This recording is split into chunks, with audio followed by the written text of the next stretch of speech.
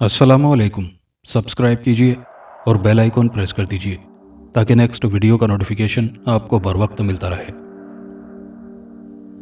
मूर्ख, अगर अपनी मोहब्बत हासिल करना चाहते हो तो फिर तुम्हें शाने की हड्डी यानी दस्ती लाने का कष्ट तो उठाना ही पड़ेगा।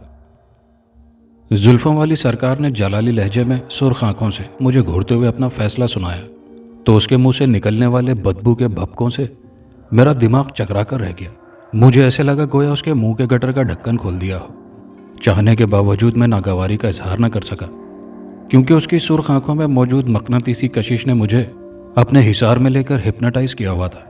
मैं बिना पल के झपकाए एक टिक उसी की तरफ देखे जा रहा था। कुछ देर बाद उसने अचानक अपनी आंखें बंद कर ली और मुराकबे में चला गया। उसकी नज़रें हटते ही मुझे एक ज़ोरदार झटका लगा और ऐसे महसूस हुआ जैसे मैं उसकी कैद से आज़ाद हो चुका हूँ और मेरी सोचने समझने की सलाहियत वापस आ गई है। मगर बाबा जी, मैं शाने की हड्डी कहाँ से लाऊंगा? क्योंकि कसाई जानते हैं कि उस हड्डी पर सिफली और काला जादू होता है, इसलिए वो हड्डी को तोड़े बिना नहीं छोड़ते। मैंने मिनमिनाते हुए अपनी जान छुड़ाने के लिए उज़र तराशा। क्लर्की करते हो सारा दिन, फाइलें इधर से उधर करके खूब पैसे कमाते हो, तो क्या अपनी मोहब्बत के कारण मांस का वो पूरा टुकड़ा नहीं खरीद सकते जिसके अंदर वो हड्डी होती है? उसने बंद आंखों से ही मेरी बात का जवाब दिया। मैं उस गलीज बाबा के मुंह से अपनी नौकरी के बारे में सुनकर मबहूत रह गया। अब तो मुझे वाकई उससे खौफ आने लगा था। मैं जिंदगी में पहली बार उससे मिल रहा था, मगर वो मेरे बारे में हर बात पहले से जानता था, जैसे वो मुद्दतों से मेरा शनासा रहा हो। कुछ देर मुराकबे की कैफियत में रहने के बाद उसने मुस्कुराते हुए आंखें खोल दी। मुस्कुराने से उसके गहरे पीले दांत, जिन पर मैल और स्याही गालिब आ चुकी थी, नजर आने लगे। उसकी मुस्कुराहट में खबासत और शैतानियत नुमायां थी। शायद उसने बचपन से बाल नहीं कटवाए थे, जिसकी वजह से उसके बाल मोटी रस्सियों जैसी लटों की सूरत इख्तियार कर चुके थे। जिस्म ढांपने के नाम पर जिस्म के ज़ेरी हिस्से पर एक इंतहाई गंदे मेले चिकट कपड़े का लंगोट बंधा हुआ था, जो अपना असल रंग और प्रिंट तो ना जाने कब का खो चुका था। अब तो वो महज एक चीथड़े से मुशाबे था, जो कई जगह से फटा हुआ था और उरियानियों को छुपाने की बजाय मजीद आया कर रहा था। उस पुरस्रार शख्सियत के जिस्म पर गोश्त नाम को भी नहीं था। उसे देखकर बुद्धमत के बानी अजीम बुद्धा का वो मुजस्समा जहन में उभर रहा था, जिसमें अक्सर वो समाधि जमाए बैठा होता है। उस मुजस्समे की तरह उस बाबे की जिस्मानी हड्डियों पर भी गोश्त की बजाय महज चमड़ा चढ़ा हुआ नजर आ रहा था। उसकी तमाम पसलियां और हड्डियां अलहदा-अलहदा गिनी जा सकती थी। मजमूई तौर पर वो एक कराहियत आमेज बूढ़ा शख्स था, जो ग़िज़ाई कमी का शिकार नजर आ रहा था। ना जाने वह कौन सी मनहूस घड़ी थी जब मैंने फौजिया की बातों में आकर यहां आने की हामी भरी थी। फौजिया मेरी पड़ोसन और बचपन की मोहब्बत थी। हम शादी करना चाहते थे, मगर उसकी फैमिली अपनी ख़ानदानी अक़दार और कई मजबूरियों की वजह से किसी भी सूरत में उसे मेरी दुल्हन बनाने पर राज़ी नहीं थे। मैं हर मुमकिन कोशिश कर रहा था, मगर दाल गलती नज़र नहीं आ रही थी। 2 बार मेरे वालिदैन रिश्ता मांगने के नाम पर उनके घर से बेइज्जत करके निकाले जा चुके थे। दूसरी बार तो मैं खुद भी उन्हें फौजिया के घर भेजने के हक़ में नहीं था, मगर फौजिया ने मुझे पूरा यकीन दिलाया था कि इस बार उसके घर वाले रिश्ता दे देंगे। जब मैंने अम्मी अब्बू को एक बार फिर फौजिया के घर जाने के लिए कहा तो वो तो हत्थे से ही उखड़ गए। फिर जब मैंने खुदकुशी की धमकी दी तो उन्हें मेरी जिद के आगे हथियार डालना ही पड़े। लेकिन पहले की तरह इस बार भी मेरे फरिश्ता सिफत वालिदैन को बेइज्जत करके निकाला गया। तब मैं वाकई शर्म के मारे संजीदगी से खुदकुशी के बारे में सोचने लगा। मैं फौजिया की मोहब्बत में तमाम हदें फलांग चुका था, इसीलिए तो बात मेरे वालिदैन की बेइज्जती तक आ पहुंची थी। इस सानेहे के बाद मैं हतमी तौर पर फैसला किए बैठा था कि अब कभी उस दुश्मन जान की शक्ल तक नहीं देखूंगा। मगर दूसरे दिन ही उसने मेरे मोबाइल पर मैसेज भेजा कि वो मुझसे मिलना चाहती है, कोई ज़रूरी बात करनी है। तो मेरा खुद का किया हुआ फैसला तिनकों की तरह हवा में बिखर कर रह गया। हमारे घर की छत उनकी छत से मुल्हिक थी। हमारी अक्सर मुलाकात वहाँ हुआ करती थी। मैं उसके बताए हुए वक्त पर वहाँ पहुँच गया। वो पहले से ही छत पर मौजूद थी। अब क्यों बुलवाया है? क्या अभी हमारी इज्जत अफजाई में कोई कसर बाकी रह गई थी? मैंने सर्द लहजे में बेरुखी से कहा। तो मुझे महसूस हुआ जैसे आज से पहले मैं इतने गुस्से में कभी नहीं आया हूँगा। ओहो जनाब, अभी तक गुस्से में हैं? ठीक है यार, माफ़ कर दो। और वो भी कान पकड़कर। फौजिया ने मिस्कीन सी सूरत बनाकर अपने कान पकड़ते हुए कहा।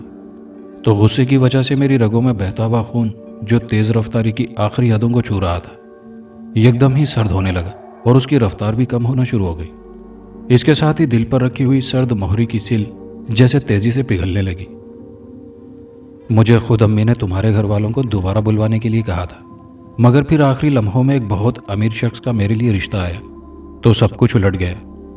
फौजिया ने भर्राई हुई आवाज़ में सफाई दी तो मेरा दिल उसकी तरफ से साफ हो गया और मैं अपने वालिदैन की बेइज्जती भूलकर एक बार फिर पसीज गया। ठीक है, मान लेता हूँ कि तुम्हारा कोई कसूर नहीं था, मैंने नरम लहजे में कहा तो वो खिल उठी। मैंने आज तक तुम्हारी कोई बात रद्द नहीं की। क्या तुम हमारी मोहब्बत की खातिर मेरी एक बात भी नहीं मान सकती हो? मैंने जज्बातियत से भरपूर लहजे में कहा तो उसने अपने हाथ मेरे हाथों पर रख दिए। नज़ाकत, ऐसा क्यों कह रहे हो तुम? हुक्म तो करो, मेरी जान भी तुम्हारे लिए हाजिर है। फौजिया ने मुझसे भी जज्बाती लहजा इस्तेमाल किया तो मुझे ऐसा लगा जैसे अभी मेरे अल्फाज मुंह में होंगे और वो मेरी बात मानकर मेरे साथ चल पड़ेगी। चलो कोर्ट मैरिज कर लेते हैं, यकीन मानो चंद दिन में ही सब राजी हो जाएंगे। मैं सब संभाल लूंगा, बस एक बार मुझ पर एतमाद करो। आखिरकार मैं अपने दिल की बात जुबान पर ले ही आया।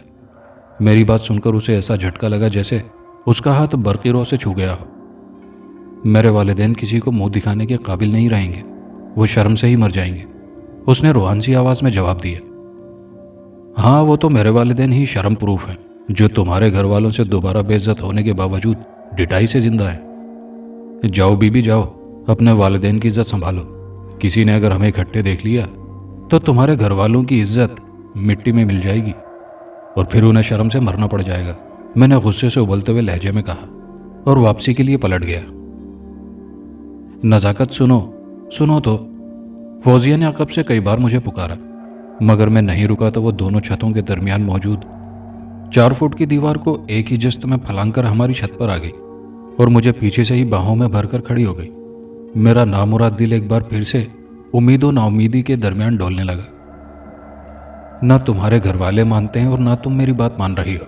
इस तरह छुप छुप कर मिलने का कोई मकसद बाकी नहीं रह जाता, मैंने बेबसी की कैफियत में झुंझलाते हुए कहा। अगर तुम गुस्से को कंट्रोल करके ठंडे दिल से मेरी बात सुनो तो हो सकता है इस मसले का कोई हल निकल ही आए, उसने नर्म मुलायम लहजे में कहा। मेरा दिल एक बार फिर पिघल गया। बताओ, अगर कोई तुम्हारे पास काबिल अमल हल है तो। मैंने एक गहरी सांस लेकर खुद को नॉर्मल करते हुए कहा और अपने सीने पर से उसके बाजुओं का हल्का खोलकर उसकी तरफ घूम गया। मेरी सहेली ने एक बहुत ही पहुंचे हुए बुजुर्ग जुल्फों वाली सरकार के बारे में बताया है, जो शहर के मुज़ाफ़ात में दरिया के किनारे एक झोंपड़ी में रहते हैं। वो बहुत पहुंचे हुए बुजुर्ग हैं। तुम अगर उनकी खिदमत में हाजिरी दो तो हमारा मसला हल हो सकता है। खुदारा इनकार मत करना, उसने हाथ जोड़कर मेरी मिन्नत करते हुए कहा। मैं ऐसे 2 नंबरी बाबों के सख्त खिलाफ था, इसलिए मेरे जहन ने यह बात मानने से इनकार कर दिया, मगर फौजिया ने अपनी सहेली की जुबानी उस पहुंचे हुए बाबा की करामात के ऐसे नक्शे खींचे कि मुझ जैसा हकीकत पसंद इंसान भी सब्ज बाग देखने पर मजबूर हो गया और अगले ही दिन मैं दफ्तर से छुट्टी करके उस बाबा को ढूंढता हुआ दरिया के पास वीरान जंगल में पहुंच गया। लेकिन अब इस मनहूस बुढ़े ने मेरे बताए बगैर ही मेरी सारी परेशानी मुझे बता दी, जिससे मैं बहुत मुतासिर भी हो गया। अब बाबा काम करने की हामी तो भर रहा था, मगर मुझे किसी जानवर के शाने की हड्डी और 7 अदद लीमू लाने का कह रहा था, जबकि मैं तो यही सोचकर आया था कि बाबा मुझे कोई तावीज़ वगैरह बनाकर देगा या फिर कोई चिल्ला वजीफा करके मेरा काम कर देगा। अब मरता क्या ना करता कि मिसदाक हामी भरनी पड़ी। ठीक है बाबा जी, मैं हड्डी और लीमू ले आऊँगा, मगर आपकी फ़ीस क्या होगी? बिलाखिर मैंने वो बात की जिससे उसे दिलचस्पी हो सकती थी। मैं तुमसे कुछ नहीं लूँगा, उसने सपाट लहजे में जवाब दिया तो मुझे अपने कानों पर यकीन नहीं आया कि वो वाकई कह रहा था कि मैं फ़ीस नहीं लूँगा। बाबा जी, मैं समझा नहीं, मैंने बेतबारी से पूछा। मैं तुमसे कोई रुपया पैसा नहीं लूँगा। हाँ, अगर तुम मुझे कुछ देना ही चाहते हो तो जब तुम्हारा काम हो जाए तो मेरा एक छोटा सा काम कर देना, बाबा ने एक बार फिर अपनी पुरस्कार मुस्कुराहट चेहरे पर सजाते हुए कहा। मैं वादा करता हूं कि अगर मेरा काम हो गया तो आप जो कहोगे मैं करूंगा, मैंने धड़कते दिल से वादा कर लिया। फौजिया से शादी का सुनकर ही मेरे दिल की धड़कन बेतरतीब हो चुकी थी। देखो बालक, तुम हमसे वादा कर रहे हो कि तुम फौजिया से सगाई के बाद मेरा काम करोगे, और अगर तुम वादे से मुकरे तो फिर हम भी रंग में भंग डाल देवेंगे, बाबा ने वादा को ऐन से बदलते हुए वैदा कहा। अब बताएं, मैं पहले ही वो काम करने के लिए तैयार हूं, मैंने उसकी तसल्ली के लिए कहा। नहीं बालक, हमें तुम्हारे वादे पर यकीन है, अब तुम जाओ और जाकर हड्डी का बंदोबस्त करो। उसने एक हाथ उठाकर मुझे मजीद कोई बात करने से रोकते हुए कहा और एक बार फिर आंखें बंद करके मुराकबे की हालत में चला गया। मैं चंद सानिया खामोश बैठा उसे देखता रहा, फिर उठकर वापस चला आया। अगले दिन मैं घर के करीब बाजार में मौजूद तमाम कसाबों की दुकान खंगाल चुका था, मगर किसी के पास मतलब का पार्चा नहीं था। दूसरे मोहल्ले के बाजार से बिलाखिर मुझे मतलूबा हड्डी वाले गोश्त का पूरा पीस मिल गया।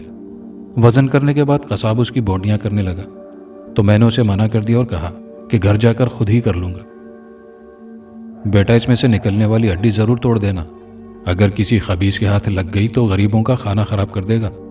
कसाई ने मुझे नसीहत करते हुए कहा, तो मैंने इस बात में सर हिलाते हुए गोश्त के पार्चे को थैले में डालकर मोटरसाइकिल पर अपने आगे रख लिया और दरिया की तरफ चल पड़ा।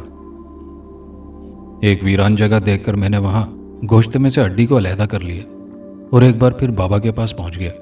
वो झोंपड़ी के करीब एक दरख्त के नीचे समाधि लगाए बैठा था। मेरे पास पहुंचते ही उसने आंखें खोल दी, जो खून की तरह सुर्ख हो रही थी।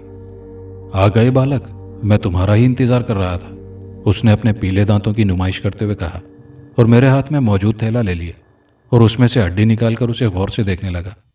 उसी दौरान मैंने पॉलीथिन का बैग भी उसके सामने रख दिया जिसमें लीमू थे।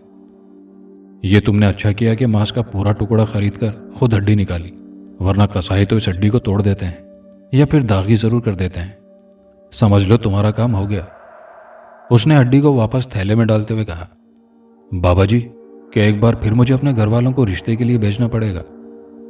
मैंने डरते हुए पूछा, क्योंकि अब तो ये किसी सूरत मुमकिन नहीं था कि मेरे वालिदैन एक बार फिर रिश्ते के लिए जाते, चाहे इस बार मैं सचमुच ही खुदकुशी क्यों ना कर लेता। नहीं, अब तुम्हारे घर वालों को कहीं जाने की जरूरत नहीं है, लड़की वाले खुद चलकर रिश्ता देने आएंगे, उसने मेरी आंखों में झांकते हुए कहा। तो मुझे लगा कि पहली मुलाकात की तरह इस बार फिर उसकी आंखों की कशिश ने मुझे अपने हिसार में ले लिया हो। मुझ पर बेखुदी सी तारी होने लगी थी। अब आप बताएं, मैं आपके किस काम आ सकता हूं? मैंने डूबते हुए लहजे में पूछा। तुम्हें मालूम है कि तुम किस दिन पैदा हुए थे? उसने मुझसे पूछा तो मुझे उसकी आवाज़ दूर से आती हुई महसूस हुई। अब वो मुझे नज़र नहीं आ रहा था। मुझे बस ये एहसास हो रहा था कि जैसे बस मैं हवा में मौलिक हूँ। मेरे इर्द गिर्द धुंध छाई हुई है। जी, मैं फलां सन में पैदा हुआ था, मैंने अपनी पैदाइश का साल बताते हुए कहा। नहीं बालक, मैं जन्म की तारीख नहीं पूछ रहा। चलो हम खुद तुम्हें बताए देते हैं कि तुम कब पैदा हुए थे। उस दिन सूर्य ग्रहण लगा हुआ था और फिर उसी रात को चंद्रमा को भी ग्रहण लगा था। ऐसा हजारों साल बाद होता है कि एक ही दिन और रात में सूरज और चांद को ग्रहण लगे। तुम्हारा जन्म उसी खास घड़ी में हुआ था और उस खास घड़ी में पैदा होने वाले बच्चों में से आज सिर्फ तुम जिंदा हो।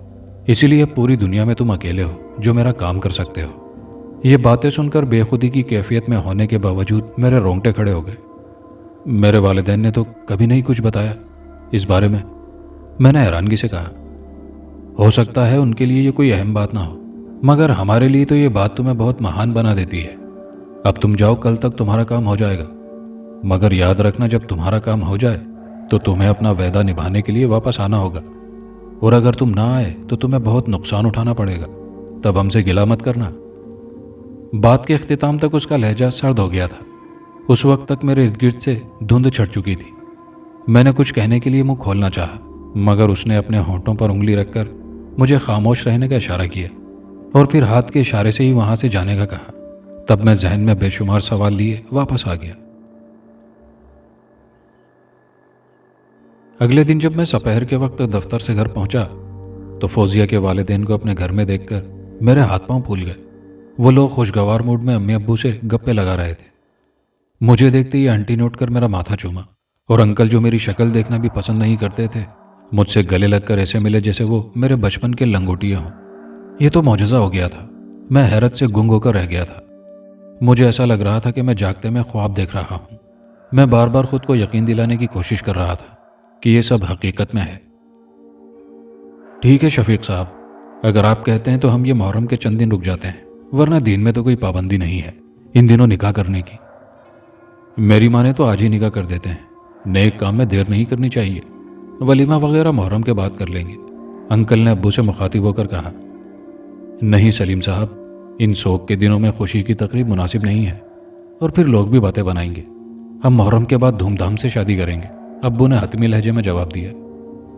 चलिए भाई साहब, जैसे आपकी मर्जी। बहरहाल फौजिया आप लोगों की अमानत है हमारे पास, आपकी जब मर्जी हो आकर ले जाएं। आंटी ने बात को समेटते हुए कहा। बेगम बेटे का मुंह तो मीठा करवाओ, अंकल सलीम ने कहा तो कहकाहों की गूंज में उन्होंने प्लेट में से गुलाब जामुन उठाकर मेरा मुंह मीठा करवा दिया। मंजिल को इतना करीब देखकर मेरे अंग अंग से खुशी फूट रही थी। उस वक्त मेरे बहन भाइयों और वालिदैन के चेहरों पर चंद दिन पहले फौजिया के घर वालों की तरफ से की गई बदसलूकी का शायबा तक नहीं था, जो मेरे लिए मजीद दिली सुकून का बाइस बन रहा था। अगले दिन मैं मिठाई लेकर बाबा के झोंपड़ी नुमा आस्थाने पर हाजिरी देने पहुंच गया। मैं आज से पहले इन तावीज़ गंडे करने वालों को खबीसों की फहरिस्त में शुमार करता था, मगर आज इस बाबा की तमाम तर कराहियत आमेज शख्सियत के बावजूद मैं उसके सामने मुजस्सम ताबेदार मुरीद की तरह बैठा था।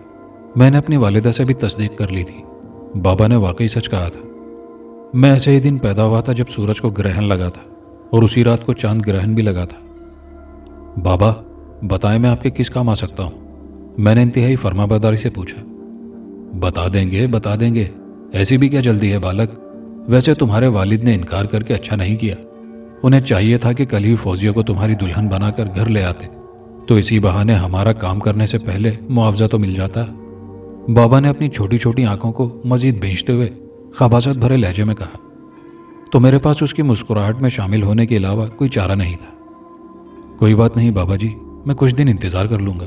आपने हमारा घर खुशियों से भर दिया, मेरे लिए इतना ही काफ़ी है। आप बताएं, मेरे लिए क्या हुक्म है? मैंने एक बार फिर इसरार करते हुए पूछा। इतना इसरार कर रहे हो तो बता ही देते हैं, बाबा ने पहलू बदलते हुए कहा। तुम्हें 3 काम करने हैं। जब तुम एक काम कर लोगे तब हम तुम्हें दूसरा और फिर तीसरा काम बताएंगे। सबसे पहले तो तुम्हें हमारे लिए कच्ची मिट्टी के बने हुए 7 चरागों का बंदोबस्त करना होगा। उसने मेरी तरफ देखते हुए कहा। जब मैं यहाँ आया था तो उसकी आंखें खून की तरह सुर्ख हो रही थी, मगर अब वो बिल्कुल नॉर्मल लग रही थी।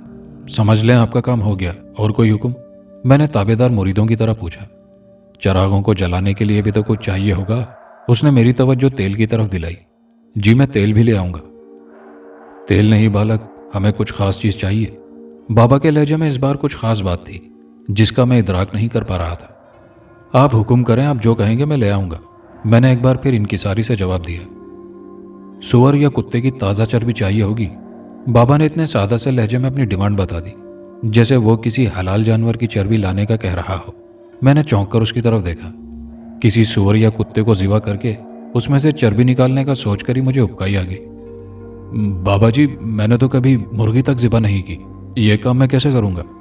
आपको जितने पैसे चाहिए वो मुझसे ले लें और किसी से मंगवा लें, मैंने अकलाते हुए जवाब दिया। उस खबीस बुढ़े की बात सुनकर मेरे पाँव के नीचे से ज़मीन निकल गई थी और दिमाग साएं साएं करने लगा था। तुम ऐसा करो, जो पैसे मुझे दे रहे हो वो किसी और को देकर अपनी और फौजिया की शादी का तावीज़ बनवा लेना। हो सकता है इस तरह तुम्हारी उससे शादी हो जाए। मैंने जो तुम्हारा काम किया है वो अभी ख़त्म किए देता हूँ। बाबा ने बुरा सा मुंह बनाते हुए धमकी दी तो मैं सर पकड़कर बैठ गया। अचानक मेरे जहन में हमारी गली से कचरा उठाने वाले विलियम का खाका उभरा तो मुझे मसले का हल नजर आ गया। ठीक है बाबा जी, आपको कुत्ते की ताज़ा चर्बी मिल जाएगी, मैंने एक गहरी सांस लेते हुए कहा। यह काम तुम्हें अपने हाथों से करना होगा। विलियम की लाई हुई चर्बी हमारे किसी काम की नहीं होगी। हाँ, तुम मुझसे किसी हद तक मदद ले सकते हो, मगर चर्बी तुम्हें खुद निकालनी होगी। और हाँ, एक बात का खास ख्याल रखना, जब तुम उसे ज़िबा करो तो अपने मजहब के मुताबिक ज़िबा करना। जैसे हलाल जानवर को ज़िबा करते वक्त तकबीर पढ़ते हो, उसको भी बिल्कुल वैसे ही ज़िबा करना। बाबा के मुंह से विलियम का नाम सुनकर मैं सन्नाटे में आ गया। इसका मतलब है कि इसे मेरे दिल में उभरने वाले ख्याल तक रसाई थी। इसने मुझे अजीब दोराहे पर ला खड़ा किया था। एक तरफ मेरी मोहब्बत थी और दूसरी तरफ ये बूढ़ा शैतान मुझसे शैतानी काम करवाना चाहता था, जिसे करके ही फौजिया मेरी हो सकती थी। मैंने बेबसी के आलम में हाँ करना चाही तो जुबान ने साथ देने से इनकार कर दिया। मैंने इस बात में सर हिलाकर अपनी रजामंदी जाहिर कर दी तो उस खबीस बूढ़े के चेहरे पर फातिहाना मुस्कुराहट फैल गई। अब तुम जाओ और तभी लौटना जब चराग और चर्बी ले आओ। वो अपनी बात मुकम्मल करने के बाद उठा और झोंपड़ी के अंदर चला गया। मैं बोझल कदमों से घर वापस आ गया। बार बार एक ही ख्याल जहन में आ रहा था कि अगर किसी ने मुझे ऐसा करते हुए देख लिया तो मैं अपने ख़ानदान समेत किसी को मुंह दिखाने के काबिल नहीं रहूँगा। रात को फौजिया से भी मुलाकात हुई, पर मैं उसे बुड्ढे की शैतानी मांग बताने की जुर्रत नहीं कर सका। अगली सुबह जब विलियम कचरा उठाने आया तो मैं पहले से उसका मुंतजिर था। मैंने बात करने से पहले नजराना देना मुनासिब समझा। इतने सारे लाल नोट देखकर पहले तो वो हैरान हुआ, मगर फिर मेरी बात सुनने के बाद उसके होंठों पर इस्तेज़ाइया मुस्कुराहट आ गई। बाबूजी, क्या आपको एक ही चाहिए? उसने ऐसे पूछा जैसे ये उसके लिए कोई काम ही ना हो। यार, मैंने पहले भी कहा है कि मुझे नहीं, मेरे एक दोस्त को ज़रूरत है। अगर तुम मेरी बताई हुई जगह पर बर वक्त पहुँच गए तो मज़ीद इतने ही नोट दूंगा, मैंने उसे लालच देते हुए कहा। तो मज़ीद रकम का सुनकर उसकी आंखों की चमक बढ़ गई। और फिर जब मैं मुकर्ररा जगह पर पहुंचा तो वो एक सेहतमंद कुत्ते के साथ वहां पहले से मौजूद था। बाबूजी, फिर कभी ज़रूरत हो तो मुझे ज़रूर कहना, उसने नोट गिनते हुए कहा। हाँ हाँ, ज़रूर, मैंने ज़बरदस्ती मुस्कुराते हुए कहा और उसे वहां से रुखसत कर दिया और कुत्ते को लेकर करीबी मौजूद दरख्तों के एक घने झुंड में आ गया और उसे एक दरख्त के तने के साथ इस अंदाज से बांध दिया कि उसका मुंह बिल्कुल तने के साथ लग गया। उसके बाद उसकी टांगें बांधकर उसे मुकम्मल तौर पर बेबस कर दिया। तकबीर फेर कर चर्बी निकालने तक कोई ख़ास दुश्वारी तो नहीं हुई, मगर मुझे खुद से नफरत हो गई।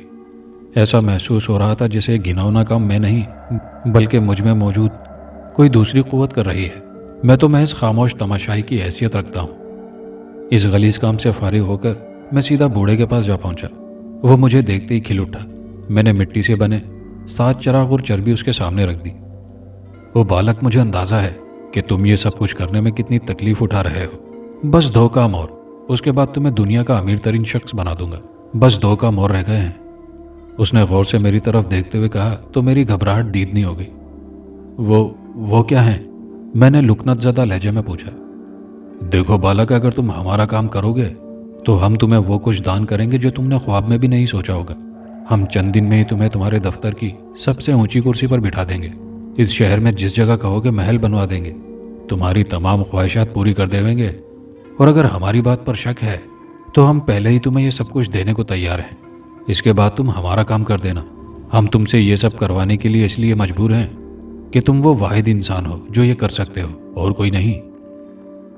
मुझे 100% यकीन था कि वो जो कुछ मुझे देने की बात कर रहा है वो उसे पूरा करने की सलाहियत भी रखता है, मगर उसके बताए हुए काम मेरी तबीयत और इस्तेताद से बाहर थे।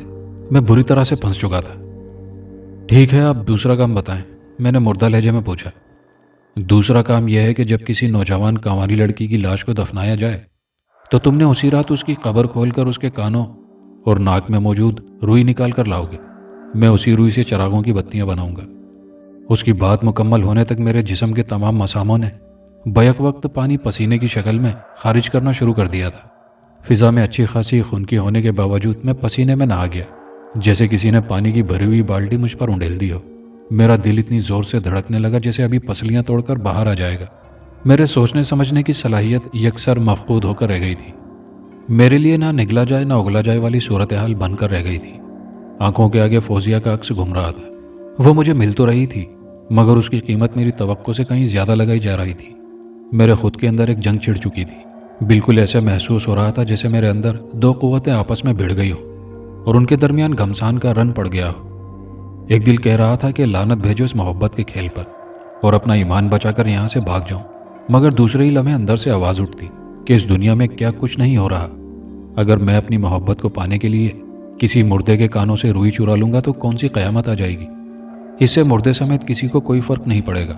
बस मुझे कब्र खोलने की हिम्मत करनी पड़ेगी और फौजिया हमेशा के लिए मेरी हो जाएगी। मैं माफ दिमाग के साथ वापस आ गया। मुझे ऐसा लग रहा था कि जैसे मैं पागल हो जाऊंगा। मैं तो अंधेरे से पहले ही खौफ खाता था। ऐसे में किसी वीरान कब्रिस्तान में रात के वक्त किसी कब्र को खोलने का ख्याल ही मेरे लिए सुहाने रूह बना हुआ था। दिल ऐसे डूबा जा रहा था जैसे हार्ट अटैक हो रहा हो। अगले 2 दिन इसी कैफियत में गुजर गए। इस दौरान मेरे कान लाशऊरी तौर पर मस्जिद के लाउड स्पीकर की तरफ लगे रहे, मगर अभी तक सिवाय एक बुजुर्ग शख्स की फौतगी के अलावा और कोई ऐलान नहीं हुआ था। दफ्तर से वापसी पर मैं आराम के गर्ज से लेटा हुआ था और मुझ पर नीम गनूदगी का अलम तारी था कि उस काबिज शैतान बूढ़े की शक्ल जहन की स्क्रीन पर उभर आई। अरे ओ हड हराम मूर्ख, ऐसे किसी नौजवान लड़की की मौत का इंतज़ार करते हुए तो तुम्हें कई साल लग जाएंगे। तुम खुद हिम्मत करके किसी लड़की की जान लो या फिर अस्पताल की इमरजेंसी में चले जाओ, तो उम्मीद है कि काम बन जाएगा। उसके होंठ हिले और गसीली आवाज़ सुनाई दी तो मैं एक झटके से उठ बैठा। आवाज़ साफ और वाज़ेह थी, मेरा वहम या ख्याल नहीं था। अगले दिन मैं उसके समझाए हुए रास्ते पर चलते हुए अस्पताल जा पहुंचा। वहां जाते ही मेरा काम बन गया। वो किसी नौजवान कंवारी लड़की की लाश ही थी जो इमरजेंसी में पोस्टमार्टम करने के लिए लाई गई थी। पोस्टमार्टम करने के बाद जब लाश उसके लवाहिकीन के सुपुर्द की गई तो मैं भी अपनी बाइक पर एम्बुलेंस के पीछे चल दिया। घर देख आने के बाद मैं उसके जनाजे में भी शामिल हुआ और अब आधी रात के बाद उसकी कब्र के पास खड़ा खौफ से कांप रहा था। मैं बेलचा और कुदाल साथ ले आया था। कब्र पर कुदाल चलाने पर ऐसा महसूस हुआ कि जैसे मैंने कुदाल अपने दिल पर ही चलाई हो। उसके बाद मैंने बेखुदी के आलम में कब्र से सारी मिट्टी निकालकर लहद पर रखे हुए लकड़ी के फट्टे भी उठा दिए। फट्टे उठते ही फिजा में काफूर की खुशबू फैल गई। कफन का बंद खोलने के बाद मैंने टॉर्च ऑन की तो मुझे लगा कि लाश जैसे जागती आंखों से मुझे घूर रही हो। मैं डर के मारे कब्र से बाहर निकलने के लिए वापस मुड़ा। तभी अचानक कब्र के किनारे से मेरा पाँव फिसल गया और मैं कब्र में लाश के ऊपर जा गिरा। खौफ की वजह से मेरी गिग्गी बंद गई। जैसे तैसे करके मैं कब्र से बाहर निकल आया और अपने जिस्म की तमाम कुव्वत सर्फ करके टॉर्च का रुख एक बार फिर लाश की तरफ किया और नीचे झुककर उसके कान और मुंह में दी गई रुई को बाहर खींच लिया। मुंह वाली रुई लेसदार और रतूबत से भरी हुई थी। रतूबत की उंगलियों से लगते ही मुझे झुरझुरी आ गई।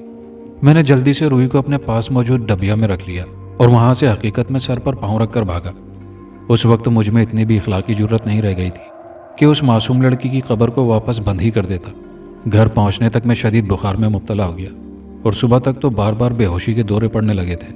अब्बू मुझे अस्पताल ले गए। सारा दिन कई किस्म की बोतलें और टीके लगने के बाद तबीयत संभल गई तो रात गए हम घर वापस आ गए। अगला सारा दिन घर में गुजार कर शाम के वक्त मैं एक बार फिर बूढ़े के पास जा पहुंचा।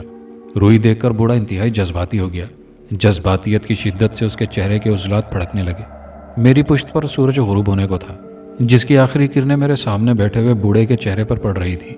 उसका चेहरा किसी दहकते हुए शोले के जैसा लग रहा था। मुझे ऐसा लग रहा था जैसे आग से बना हुआ चेहरा मुस्कुरा रहा हो। बस बालक, आज के बाद तुम हमारे शरण में हो। हमने तुम्हें अपना सेवक मान लिया है। हम तुम्हें दुनिया का अमीर तरीन इंसान बना देंगे। लोग तुम्हारे जैसी जिंदगी की तमन्ना करेंगे। तुम जिस नारी की तरफ देखोगे वो खुद तुम्हारे कदमों में आ बैठेगी। बस यूं समझ लो हम तुम्हारे लिए सुवर्ग और रूहों का यही बंदोबस्त किए देंगे। बूढ़े ने एक हाथ उठाकर अपने तकब्बुराना अंदाज में कहा, जैसे इस कायनात का सारा निज़ाम उसी के इशारे का मोहताज हो। वो तो सब ठीक है, मगर इस रूई से आपको क्या हासिल होगा? मैंने जुर्रत करके अपने जहन में आने वाला सवाल पूछ ही लिया। वो चंद सानिया मेरी तरफ गौर से देखता रहा और फिर गोया हुआ। हमने तुम्हें अपना सेवक मान लिया, इसलिए तुम्हें बताने में कोई हर्ज नहीं। हम सारी उम्र की तपस्या करके काले इल्म के 5वें दर्जे पर पहुंचे हैं। हम 7वें इंसान हैं। इससे आगे आज तक कोई नहीं बढ़ सका। अब तुम जैसा धनभागी मुझे मिल गया है तो मेरे साथ चरागी चिल्ले की राह हमवार हो गई है। अब मुझे 6ठे दर्जे की ताकतें हासिल करने से कोई नहीं रोक सकता। बस तुम आखिरी चीज़ मुझ तक पहुंचा दो, उसके बाद सारी ज़िंदगी ऐश करोगे, और ऐश भी ऐसा दुनिया जिसकी हसरत करे। उसने तफसील के साथ सारे अमल की वजह बताई और खामोश हो गया। अब तीसरा काम क्या है? मैंने खामोशी तोड़ते हुए पूछा। उस वक्त तो सूरज गुरूब हो चुका था और अंधेरा तेजी से गहरा होने लगा था। आखिरी काम तो पहले सारे कामों से भी आसान है। तुम्हारी मुकद्दस मजहबी किताब के पहले 4 और आखिरी 3 वर्क चाहिए, बूढ़े ने अपनायत से कहा। उन औराक का क्या करोगे? मैंने चौंक कर पूछा। जो 7 चराग जलाऊंगा उन चरागों के नीचे रखने हैं, उसने बदस्तूर मुलायम लहजे में जवाब दिया। उसकी बात सुनकर मेरे अंदर जैसे कोई चीज़ टूट गई और यकदम मेरी रगों में बहने वाला खून पारा बन गया। मैं लाहौल पड़ता हुआ उछलकर खड़ा हो गया। मुझ जैसा गुनाहगार और दीन से दूर शख्स भी मुकद्दस किताब की बेहुरमती का सुनकर हत्ते से उखड़ गया। मेरे मुंह से लाहौल वाला कुव्वत के अल्फाज सुनकर बूढ़ा भी ऐसा झटका खाकर उठा जैसे अचानक उसके सामने कोई जहरीला सांप निकल आया हो। कमबख्त मूर्ख, हमने फौजिया को तुम्हारे कदमों में ला फेंका, अपना सेवक बनाया और दुनिया की तमाम आसाइशें तुम्हारे नाम कर रहे हैं। बदले में तुम हमें दगा देने पर तुल गए हो। तुमसे फौजिया समेत सब कुछ छीन लेंगे, बूढ़े ने गजबनाक लहजे में फुंकारते हुए कहा। मेरे लिए मेरे ईमान से बढ़कर कुछ नहीं है बुढ़े। एक छोड़ो, मैं तो 1000 लड़कियों के बदले भी अपने ईमान का सौदा नहीं करूंगा। खबीस नामालूम बाप की औलाद, मैं लानत भेजता हूं तुम पर और फौजिया पर भी।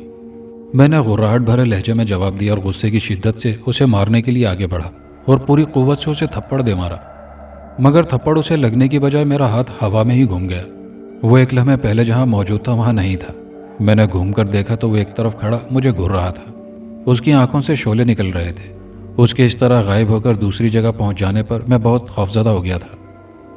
मैं तेरा सब कुछ नष्ट करके तुझे दुनिया के सामने इबरत बना दूंगा, उसने मुझे धमकी देते हुए कहा। तो उसका लहजा गैर इंसानी था। अब मेरे पास वहाँ से भागने के अलावा कोई रास्ता नहीं था। मैं मुक़द्दस किताब की आयत बाआवाज़ बुलंद पढ़ता हुआ मोटरसाइकिल तक पहुँचा और फिर आंधी तूफान की तरह से उड़ता हुआ शहर की तरफ जाने लगा। अभी मैंने चंद फरलांग का फासला तय ही किया था कि मोटरसाइकिल झटके खाने के बाद बंद हो गई। मेरी हर मुमकिन कोशिश के बाद भी वो दोबारा स्टार्ट नहीं हुई, तो मैं उसे लेकर पैदल ही चल पड़ा। मुझे अब की बार ऐसा लग रहा था कि कोई मेरे पीछे आ रहा है, मगर जब मैं मुड़कर देखता तो कोई नज़र नहीं आता। कई बार तो ऐसा हुआ कि कोई चीज़ मुझे छूती हुई गुजरी। खौफ के मारे मेरे रोंगटे खड़े हो गए। इस दौरानिये में मैं कलाम मुक़द्दस ऊंची आवाज़ में पढ़ता रहा। खौफ से पीछा छुड़ाने के लिए शायद मैं लाशऊरी तौर पर ऐसा कर रहा था। आखिरकार मैं ऐसी सूरत हाल से निमटता हुआ कई किलोमीटर का सफ़र करके शहर पहुंच गया। रास्ते में एक दोस्त के घर मोटरसाइकिल खड़ी करने के बाद बस के ज़रिए अपने स्टॉप पर पहुंचा। यहाँ से हमारा घर चंद गलियों की मुसाफत पर था। रात गहरी हो चुकी थी। अभी मैं घर की तरफ चला ही था कि उस सारे इलाके की बिजली बंद हो गई। अंधेरा इतना गहरा हो गया कि हाथ को हाथ सुझाई नहीं दे रहा था। दफतन मुझे अपने पीछे से किसी के चलने की आवाज़ आई, जैसे कोई औरत पाजेब पहने मेरे पीछे आ रही हो। मैंने मुड़कर पीछे देखा तो अंधेरा होने के बावजूद मुझे कुछ नज़र नहीं आया। इतना ज़रूर हुआ कि मेरे रुकने से पाजेबों की आवाज़ भी रुक गई थी। मैं उसे अपना वहम समझकर एक बार फिर चल पड़ा तो आवाज़ एक बार फिर से आने लगी। मेरे असाब एक बार फिर से तन गए। मैंने अपनी रफ्तार बढ़ा दी और साथ साथ बाआवाज़ बुलंद आयत करीमा पढ़ने लगा। मेरे पीछे आने वाली आवाज़ की रफ्तार भी तेज़ हो गई। मैं खौफ के मारे दौड़ने लगा। मेरे पूरे जिस्म की ताकत सिमट कर टांगों में आ गई थी। मैं अपनी ज़िंदगी में पहले कभी इतना तेज़ नहीं दौड़ा। कुछ देर पहले तो ऐसा लग रहा था कि मेरे पीछे कोई औरत आ रही है, मगर अब ऐसा लग रहा था जैसे वो मेरे साथ ही दौड़ रही है। मैं खौफ की वजह से अपने बराबर में देखने से भी गुरेज कर रहा था। कुछ देर में ही मेरा सांस धूकनी की तरह चलने लगा तो खुद ब खुद मेरी रफ्तार कम होने लगी। मेरी टांगें खौफ से कांप रही थी। मैं कदम कहीं रख रहा था, वो पड़ कहीं रहा था। मैं इसी कश्मकश में अपनी गली पहुंच गया तो दिल को कुछ ढारस हुई। अभी मैं अपने घर के सामने तकरीबन पहुंचा ही था जब अचानक किसी ने मुझे जोर से धक्का दिया तो मैं तवाजुन खो बैठा और कलाबाजियां खाता हुआ दूर तक चला गया। इस तरह गिरने से जिस्म पर कई जगह खराशें आ गईं। मैंने मुड़कर अकब में देखा तो मेरी सिट्टी गुम हो गई। मेरा हलक इस कदर खुश्क हो चुका था कि थूक निगलना भी मुश्किल हो गया था। बिलाशुबा वही खबीस कुछ फासले पर खड़ा मुझे शोला बार निगाहों से घूर रहा था। अब भी वक्त है मूर्ख, मैं तुझे आखिरी मौका दे रहा हूँ। अपने किए हुए वादे को पूरा कर, परंतु तुम सारी जिंदगी फौजिया की शक्ल देखने को तरसोगे और मैं तुम्हारे जीवन को नर्क बनाकर रख दूंगा। बिल्कुल गंदी नाली के कीड़े जैसी उसने इंतहाई सर्द लहजे में खबरदार किया तो मुझे अपनी रीढ़ की हड्डी में सनसनाहट दौड़ती हुई महसूस हुई। बुरी तरह से गिरने की वजह से मेरी आंखों के आगे नीले पीले तारे गर्दिश कर रहे थे। तारीकी जैसे बार बार जहन पर झपट रही थी। मैंने अपनी हिम्मत को मुजतमा किया और उसकी आंखों में आंखें डालकर उसे मुखातिब करते हुए कहा, मेरी जान ले सकते हो तो ले लो, मगर तुम मेरा ईमान किसी सूरत नहीं छीन सकोगे।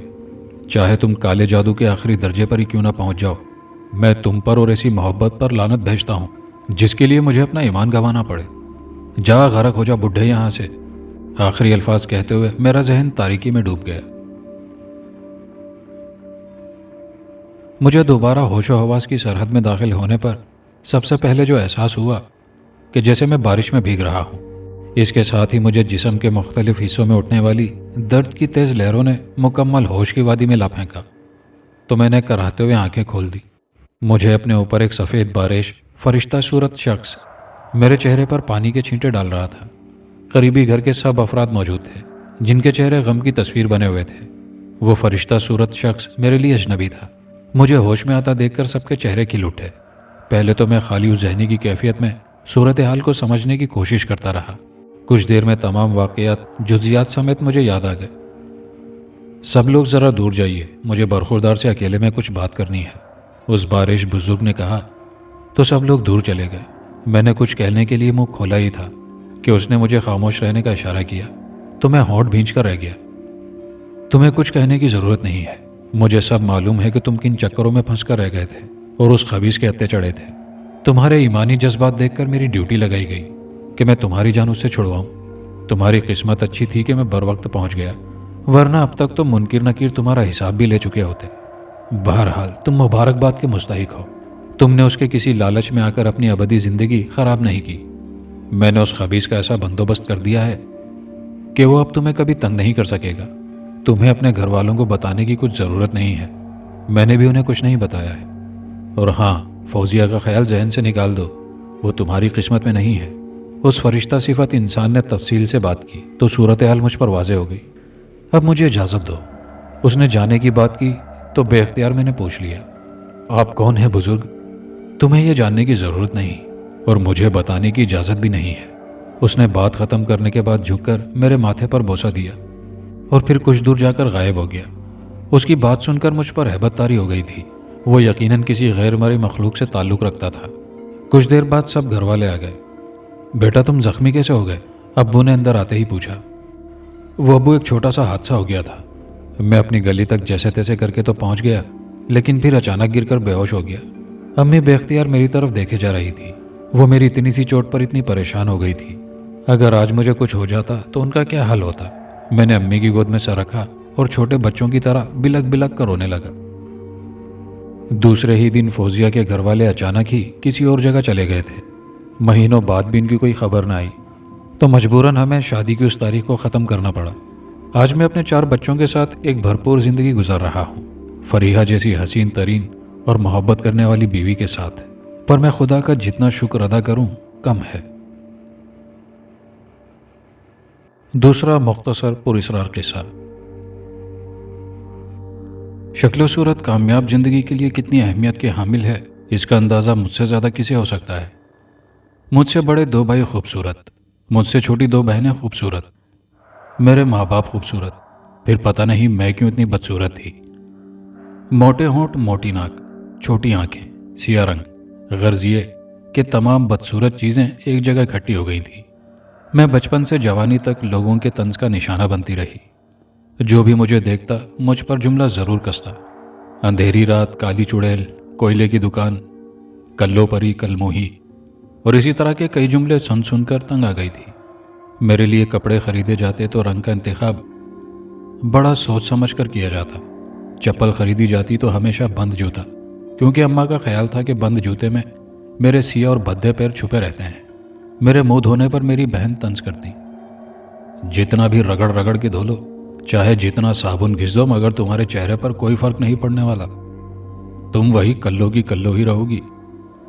میرا رنگ صرف کالا ہوتا تو گزارا تھا۔ میرے نئے نقش بھی سونے پہ سہاگا تھے، صرف ابو تھے جو میرا خیال کرتے، ورنہ سب گھر والوں کو مجھ سے خدا واسطے کا بیر تھا۔ 2 خوبصورت بھائیوں کے لیے 2 خوبصورت بھابیاں آ چکی تھیں۔ میرے لیے بھی جو رشتہ آتا وہ میری بہنوں کو پسند کر لیتے۔ یہی سب ہوتے ہوتے میری بہنوں کی شادی ہو گئی۔ اب صرف میں ہی بد نصیب رونے کو رہ گئی تھی۔ خدا جانے میری ماں نے مجھے کیا کھا کر پیدا کیا تھا، اور اس مشکل پر میرا نام نازنین رکھ چھوڑا تھا۔ کبھی کبھی میں سوچتی کہ خوبصورت لوگوں کی زندگی کتنی آسان اور زندگی سے بھرپور ہوتی ہے۔ حسن سے محبت کرنے والوں کی تعداد بہت زیادہ ہے۔ چاہے اور چاہے جانے کی خواہش میرے دل میں بھی تھی، مگر اس چہرے کے ساتھ یہ ناممکنات میں سے تھا۔ ٹھکرائے جانے کے احساس سے میں چڑچڑی بھی ہو گئی تھی، یوں سمجھ لیں کہ کریلا وہ بھی نیم چڑھا۔ بدصورت کو منحوس تصور کیا جاتا ہے۔ میں اپنی ماں کی نظر میں بدصورت تھی۔ میں انڈے سے نکلنے والا وہ چڑیا کا بچہ تھا جو چڑیا سے بالکل مشابہت نہیں رکھتا تھا، بلکہ چڑیا کا بچہ کم اور کیڑا مکوڑا زیادہ لگتا تھا۔ میں بس زندگی کو دھکا دے رہی تھی۔ انہی روکھے پھیکے دنوں میں میری خالہ جان امریکہ سے آ گئی۔ ان کے ساتھ ان کی 2 بیٹیاں، ایک بیٹا بھی تھا۔ وہ مجھ سے بہت محبت کرتی تھی۔ خالہ جان اماں کی بہن ہوتے ہوئے بھی ان سے بہت مختلف تھی۔ خالہ جان 2-3 سال بعد پاکستان کا چکر لگا لیتی تو سیر سپاٹوں کے پروگرام بنتے۔ اس دفعہ بھی ہم نے کلری جھیل جانے کا پروگرام بنایا۔ طے یہ پایا کہ ہم ہفتے کی صبح گھر سے نکلیں گے اور ٹھٹھا میں عبداللہ شاہ اصحابی کے مزار پر حاضری دیتے ہوئے کلری جھیل جائیں گے۔ میری دونوں بہنیں جمعے کی رات ہی آ گئیں۔ تمام تیاری مکمل ہو گئی۔ خالہ جان کے بچے بہت خوش تھے۔ صبح سب تیار ہو کر گاڑی میں بیٹھ گئے۔ میں نے بھی نہا کر لون کا جوڑا پہن لیا، کیونکہ وہ گرمیوں کے دن تھے۔ ہم پہلے مزار پر پہنچے، فاتحہ پڑھی۔ ٹھٹھا میں اور بھی بہت سے مزارات ہیں، لیکن زیادہ تر مشہور عبداللہ شاہ اصحابی ہیں۔ میں مزار سے باہر آ کر گھنے درختوں کی چھاؤں میں بیٹھ گئی۔ ماحول پر سکوت طاری تھا۔ دور کہیں سے ریڈیو پر علن فقیر کی آواز گونج رہی تھی۔ کتنی پرسوز آواز تھی، لگتا تھا ساری دنیا اس آواز میں سمٹ آئی ہے۔ میں 8-10 قدم چل کر ایک گھنے درخت کے سائے میں मुंडेर पर बैठ गई। दरख्तों पर बैठे परिंदे खामोश थे। लगता था शरीर बच्चे मुंह पर उंगली रखकर चुप बैठे हैं। अल्लन फकीर की आवाज़ में शायर था कि परिंदे भी खामोशी से सुन रहे थे। कुछ फासले पर बैठा जोगी गाहे बगाहे मेरी तरफ मुस्कुरा कर देख रहा था। उसकी मुस्कुराहट मुझे बुरी नहीं लग रही थी। जोगी मामूली शक्ल सूरत का था, मगर आंखें गजब की थी, खास कशिश वाली आंखें।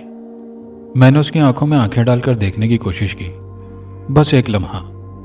मैं इससे ज़्यादा नज़र न मिला पाई, और उसी एक लम्हे में सदियों का सफ़र तय हो गया। मैं जोगी की और जोगी मेरा हो गया। हम लोग ठट्टा से कलरी पहुंचे। सब ने पिकनिक से खूब लुत्फ उठाया, मगर मैं गुमसुम तस्वीर बनी एक जगह बैठी रही। दिमाग कहता था जोगी के अलावा कुछ ना सोच, आंखें कहती थी जोगी के अलावा कुछ ना देख। दिल जोगी की पुकार लगा रहा था। दिल, दिमाग, आंखें मेरे होते हुए भी मेरे काबू में न थे। मैं अच्छा खासा बैठा बैठा गुम हो जाता हूँ। अब मैं अक्सर मैं नहीं रहता, तुम हो जाता हूँ। मगरिब के वक्त ये पिकनिक इख्तिताम को पहुंची। रात के 10 बजे हम घर पहुंचे। मैं तो अपना आप ही कहीं खो आई थी। बिस्तर पर लेटी तो नींद आंखों से कोसों दूर थी। रात के आखिरी पहर नींद आई तो ख्वाब में जोगी मुस्कुराते हुए मुझे बुला रहा था।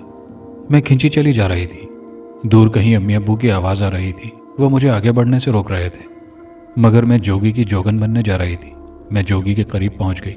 जो ही जोगी ने मेरा हाथ थामा, मेरे वजूद में एक रोशनी का झमाका सा हुआ और आंख खुल गई। मैं बिस्तर पर लेटी पसीने में शराबूर हो रही थी। सुबह होने को ही थी। कुछ देर बाद दिन चढ़ाया। रोज़मर्रा के काम होते रहे। रात आई, मैं सो गई और ख्वाब में जोगी की हमराही में एक हसीन वादी की सैर की। अब तो मैं हर रात जोगी के साथ होती।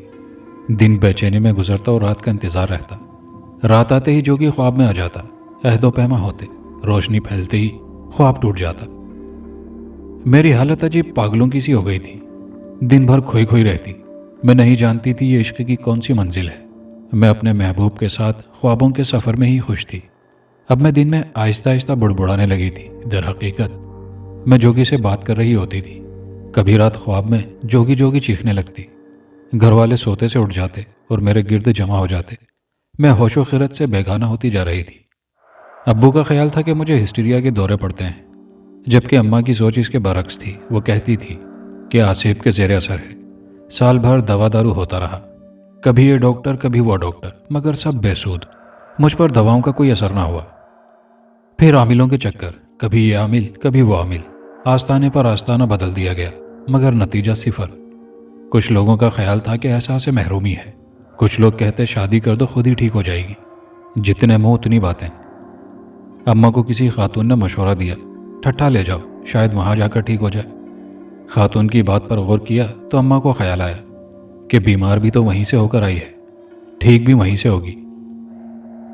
अम्मा और भाई मुझे ठट्ठा ले गए। मैं गाड़ी से उतरते ही दौड़ी और दौड़कर वहीं पहुंच गई जहां जोगी बैठा था, मगर वहां जोगी ना था। मैं ऊंचे नीचे रास्तों पर दौड़ने लगी, गिरती फिर उठ जाती फिर दौड़ती। न जूती का होश न दुपट्टे की फिक्र। सर पर धूप बरसाता सूरज और मैं दौड़ती फिरती जोगी जोगी चीखती रही। क्या मोहब्बत इतनी ही ताकतवर होती है? महज एक नज़र ने मुझे पागल बना दिया। कुछ तो गैर मामूली था जोगी में, वरना मैं एक नज़र में यूं ही तो पागल नहीं होती। मैं सारा दिन भागती रही। शाम ढले थक हार कर वहीं गिर गई। मैं बेहोश हो चुकी थी। अम्मा और भाई मुझे उठाकर मज़ार के अहाते में ले आए। जो लोग मज़ार पर हाजिरी को गए थे उन्होंने देखा होगा कि मज़ार के साथ ही ख़वातीन के लिए कमरा बना है, जिसमें मुसाफिर ख़वातीन ठहरती हैं। मुझे भी उस कमरे में डाल दिया गया। इधर मेरा यह आलम था कि होश से बेगाना होते ही जोगी मेरे पास आ गया। मैंने लपक कर जोगी का दामन पकड़ लिया। जोगी, मैं अब तुम्हें जाने ना दूंगी, मैं भी तुम्हारे साथ जाऊंगी। क्यों मुझे अपने इश्क में पागल करके छोड़ गए? अगर तुम मेरे साथ ना गए तो मैं यहीं पत्थरों से सर टकरा टकरा कर मर जाऊंगी। तुम जानते हो जब मैं सोनी थी तो कच्चे घड़े की परवाह किए बगैर दरिया में उतर गई। सस्सी बनी तो ज़मीन में समा गई। जोगी तारीख गवाह है, मैं कुर्बानी से कभी नहीं डरी। मैंने अपनी मोहब्बत का वास्ता देकर जोगी को अपने साथ जाने पर राज़ी कर लिया। होश में आते ही पहला लफ्ज़ मेरे मुंह से यही निकला, घर चलें, अब मैं ठीक हूँ। अब जोगी मेरे साथ ही मेरे कमरे में रहता है। जोगी कहता है, नाज़नीन तुम बहुत खूबसूरत हो, बिल्कुल सिंघाड़े जैसी, बाहर से सियाह मगर अंदर से सफ़ेद। तुम्हारा ज़ाहिर कुछ भी हो मगर बातिन बहुत सुथरा है। हम पहरों बातें करते हैं, मगर अम्मा को पता नहीं क्या हो गया है, हर एक से कहती फिरती है मेरी जवान बच्ची पागल हो गई है, खुद से बातें करती है। अम्मा को शायद जोगी नजर नहीं आता। अब उन्हें कैसे बताऊं कि कुछ चीजें अकल से भी मावरा होती हैं। कुछ लोगों को हम सिर्फ दिल की आंख से देखते हैं, और जोगी भी ऐसा ही है। कहानी के आखिर में आपकी गुजारिशात पर आपके नाम। सैयद ज़फ़रुल्लाह साहब हैं आरटी नगर बंगलौर इंडिया से। शफीकुर रहमान साहब हैं लोधरा पंजाब पाकिस्तान से। मोहम्मद इमरान साहब हैं कराची से। और कारी मुरीद हुसैन नक्शबंदी, जगह का नाम नहीं लिखा, पाकिस्तान से हैं। आप सबके प्यार भरे कमेंट्स का बेहद शुक्रिया। वीडियो को दोस्तों के साथ ज़्यादा से ज़्यादा लाइक और शेयर कीजिएगा। कमेंट बॉक्स में अपनी राय का इजहार कीजिएगा। चैनल पर नए आने वाले दोस्तों से गुजारिश है कि चैनल को लाजमी सब्सक्राइब कर लीजिए। शुक्रिया।